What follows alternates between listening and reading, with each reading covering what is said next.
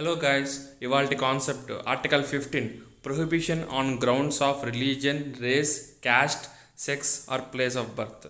దీంట్లో మొత్తం 4 సబ్సెక్షన్స్ ఉన్నాయి. ఆ 4 సబ్సెక్షన్ని ఒక్కొక్క సబ్సెక్షన్ కింద మనం చూసుకుంటే వెళ్దాం.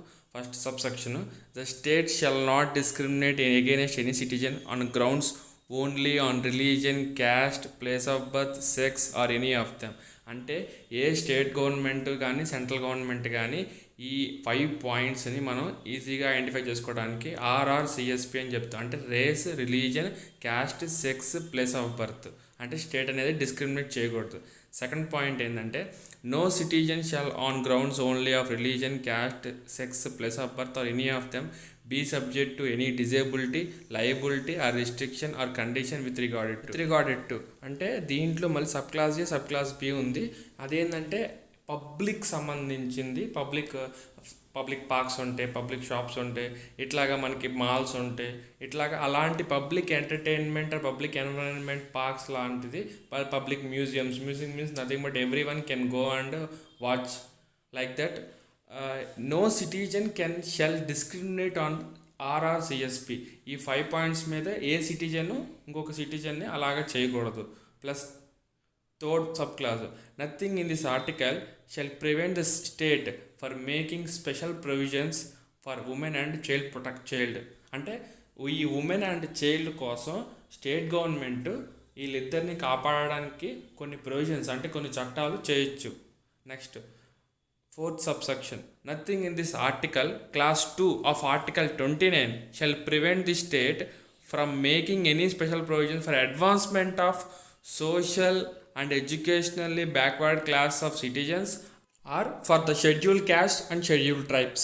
ఇప్పుడు ఆర్టికల్ 15 సబ్ క్లాస్ 1 చూస్తే స్టేట్ అనేది ఈ 5 పాయింట్స్ బేస్ చేసుకొని డిస్క్రిమినేట్ చేయకూడదు అన్నాం. ఆ 5 పాయింట్స్ ఏంటంటే religion, race, caste, sex, place of birth అని స్టేట్ గవర్నమెంట్ లేదా సెంట్రల్ గవర్నమెంట్. ఇక్కడ స్టేట్ అనేది ఆర్టికల్ 12 చెప్పినట్టు ఆర్టికల్ 12లో ఏమేమి చెప్పారు, స్టేట్ అంటే సెంట్రల్ గవర్నమెంట్ అవ్వచ్చు, స్టేట్ గవర్నమెంట్ అవ్వచ్చు, లోకల్ అథారిటీస్ అవ్వచ్చు, అదర్ అథారిటీస్ అవ్వచ్చు. ఈ 4 పాయింట్స్ ఆర్టికల్ 12లో ఎక్స్ప్లెయిన్ చేస్తారు. ఆర్టికల్ 12లో ఈ 4 పాయింట్స్ ఇంపార్టెంట్ అనమాట. దాన్ని బట్టి అక్కడ ఒక స్టేట్ డెఫినేషన్, ఇక్కడ స్టేట్ డెఫినేషన్ని మనం సిమిలర్ చేసుకొని ఆ స్టేట్ సంబంధించిన గవర్నమెంట్ కానీ సెంట్రల్ గవర్నమెంట్ కానీ వాళ్ళు సిటిజన్స్ని ఏ విధంగా డిస్క్రిమినేట్ చేయకూడదు అంటే ఈ 5 పాయింట్స్ బేస్ చేసుకొని డిస్క్రిమినేట్ చేయకూడదు అని ఇది subject. Article 15 sub clause 1. Article 15 sub clause 2, no citizen shall on grounds only R R C S P any of them be subject to any disability, liability, restriction or condition with regarded to.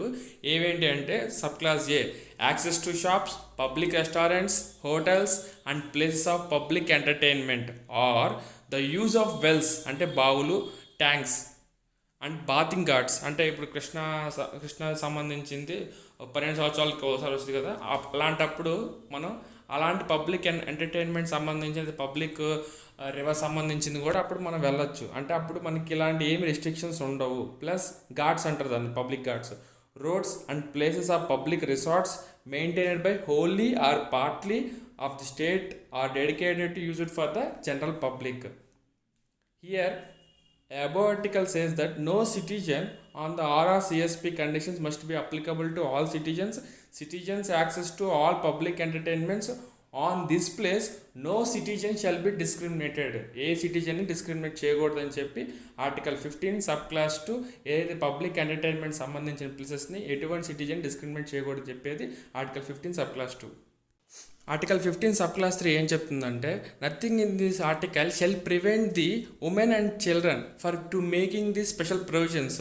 అంటే ఈ యొక్క women and చిల్డ్రన్కి ఒక కొత్త చట్టాలు చేసి వాళ్ళని మనం protect చేయాలి.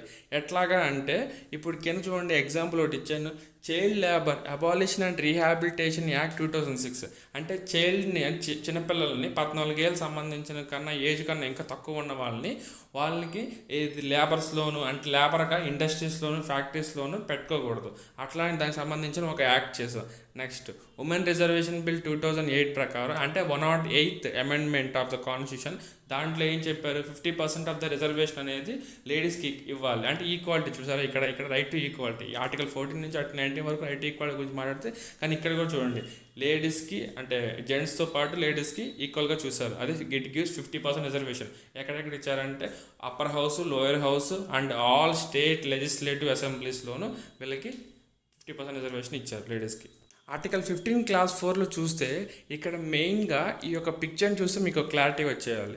ఇక్కడ ఏంటంటే అడ్వాన్స్మెంట్ ఆర్టికల్ 15 సబ్ క్లాస్ 4లో 29 సబ్ క్లాస్ 2ని మనం ఈ స్టేట్ అనేది ఎడ్యుకేషన్ పర్పస్ మీద మనం మాట్లాడుతున్నాం. దీంట్లో ఏంటంటే మెయిన్గా ఎడ్యుకేషన్ వచ్చేది socially and educationally backward classes and article 341 explains the scheduled caste, article 342 explains the scheduled tribes.